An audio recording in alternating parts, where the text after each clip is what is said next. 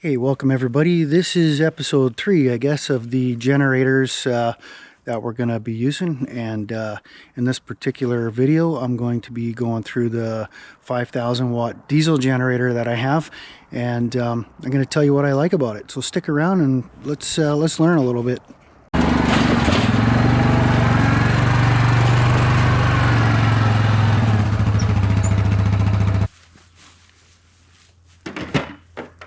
So guys like diesels, right? I mean, I like diesel.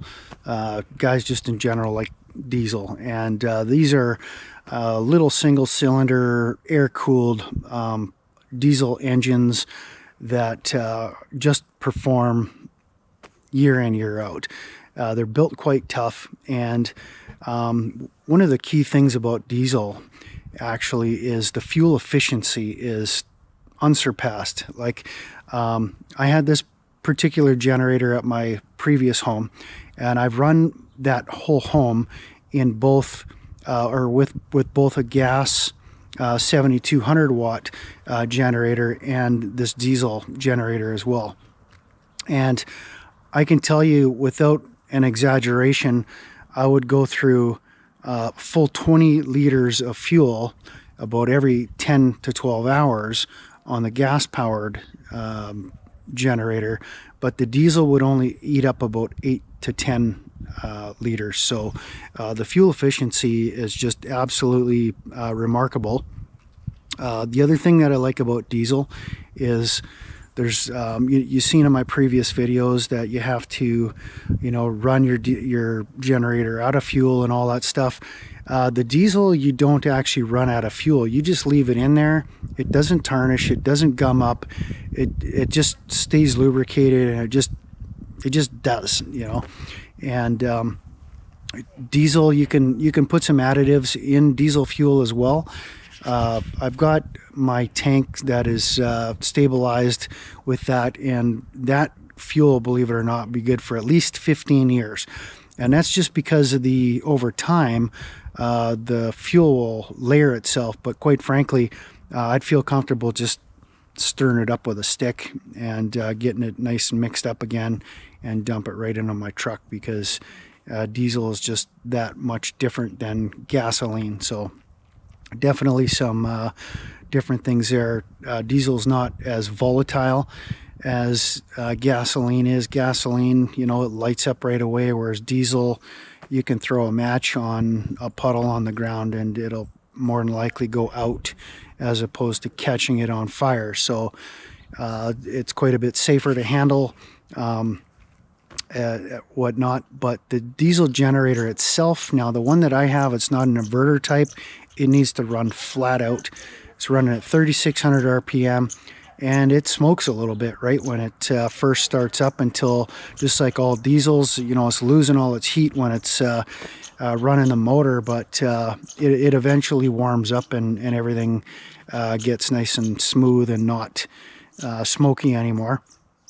But we're gonna get that thing started up, and it's a little bit different startup procedure for that. We're using a decompression lever, and I've actually got 2 diesel generators. I have a pull cord one, but we're just going to do the one here today that's electric start, and it's just a good means to get out and get the thing fired up, right? Hey, who doesn't want to roll coal in their backyard?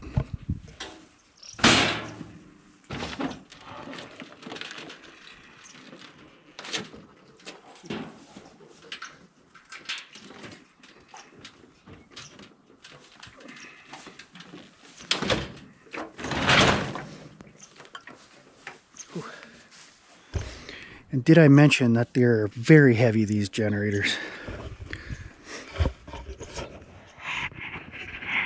Okay, so the one that I have here is by Eagle, and geez, I hope you can read that. 65. Everybody looks at this thing and says, oh, it's a 6,500 watt generator.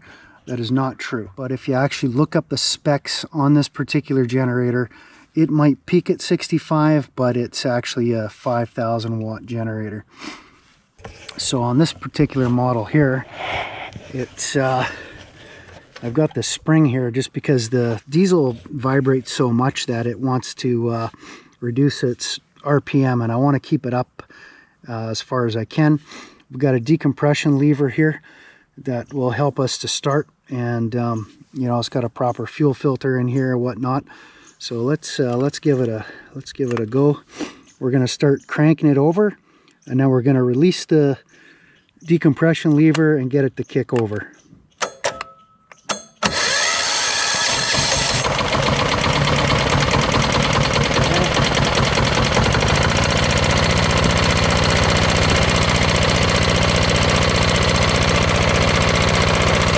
Sounds like a diesel, doesn't it? Just gonna let that warm up a few minutes, and we'll get started on some testing. I noticed my wife confiscated the kettle, so I'm gonna have to go get it again.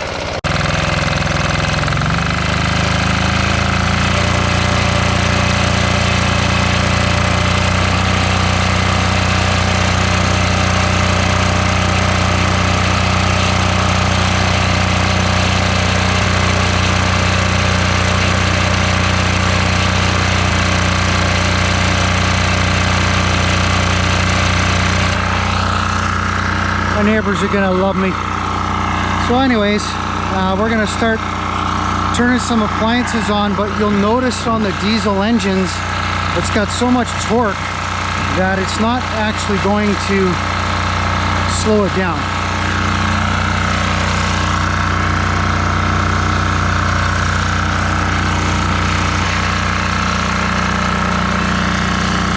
This is actually already running at 15. Because I forgot to turn that off. So we're already at 25.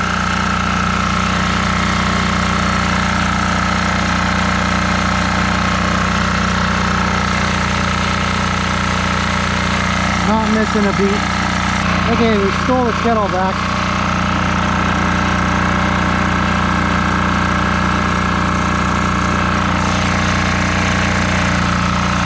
Okay. A little bit of a noise difference there. So we're at 1500 plus 1500 plus 900, 339. We still got lots of room here. I need more stuff to run. Everything easily runs here. We got this going. And I'm out of appliances actually that run high voltage. Well, hold on a second.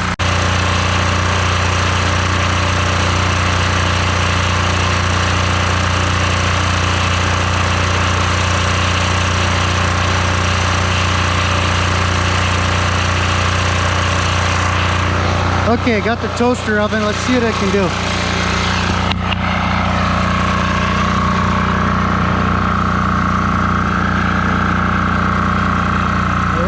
Toast for a minute.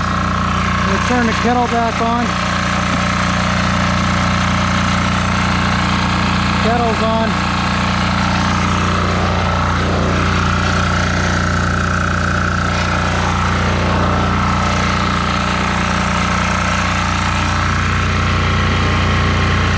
Coffee maker, that's back on.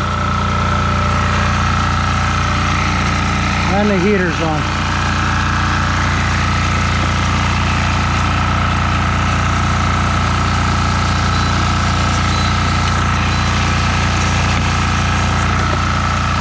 Okay, I'm not actually sure what the toaster oven is here, the wattage. Maybe I'll look it up. Okay, so I managed to trip something.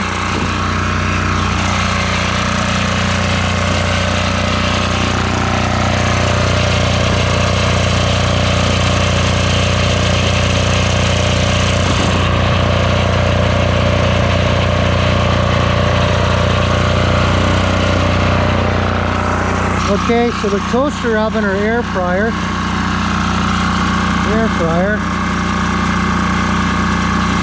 1800 watts. Okay, we've got this, this and this 4.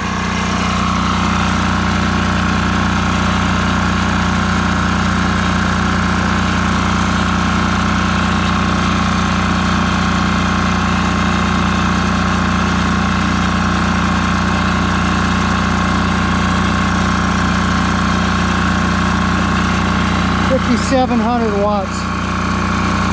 Beautiful. It's actually over the 5,000. We're going to ramp that down and let it cool a little bit.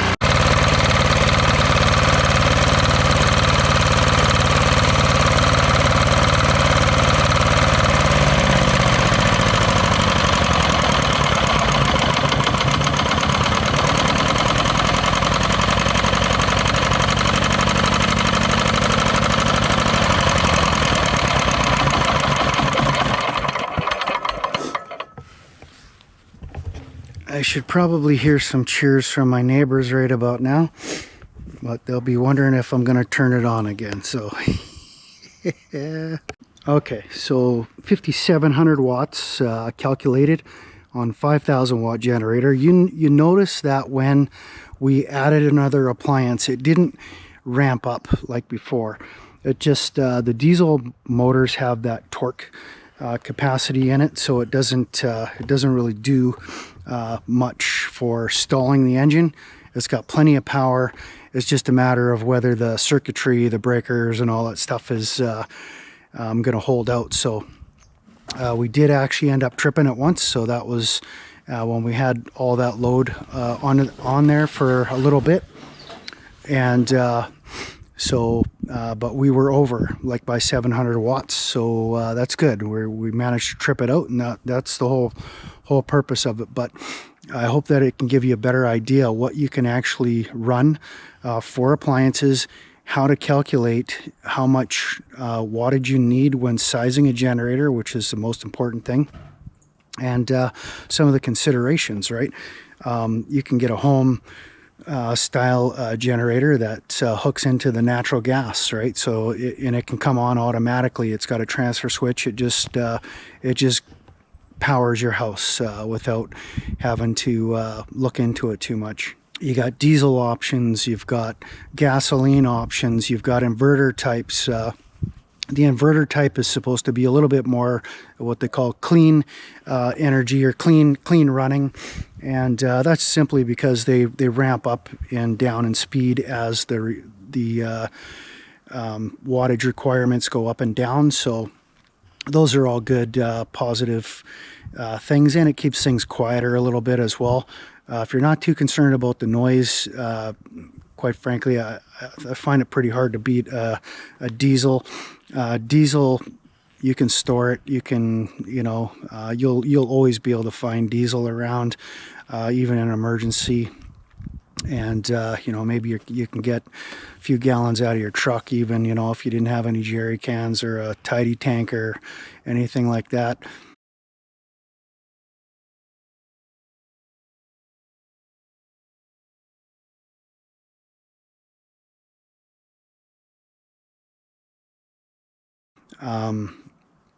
There's just always going to be diesel there. Getting gasoline out of the pumps and fuel out of the gas pumps in a major power outage, it's going to be a problem, right? So having a more fuel efficient type of generator is definitely an advantage, but you also have the noise. So that's what it is. The natural gas ones, they're quite quiet. Actually, they come in an enclosed case so that you can just run that thing endlessly. And I guess the downfall of that particular thing is you're relying on the natural gas to still be available. If the natural gas goes down, you're just not going to have any luck with the generators at all. And so anyways, I'm going to sign off here. I want to thank you. Please click like and subscribe. And, I hope you enjoyed this little series here with the generators, and learn about each one of their capabilities. Even the fact that with the small 2,000 watt cube, if you could wire that directly into your furnace, you could actually power the furnace in your house and keep warm. So that's one of the things. I just hate being cold, right? So I just always have lots of power at hand. And anyhow, I'll sign off here, and we'll see you at the next Fix It. Ooh, that's his hip.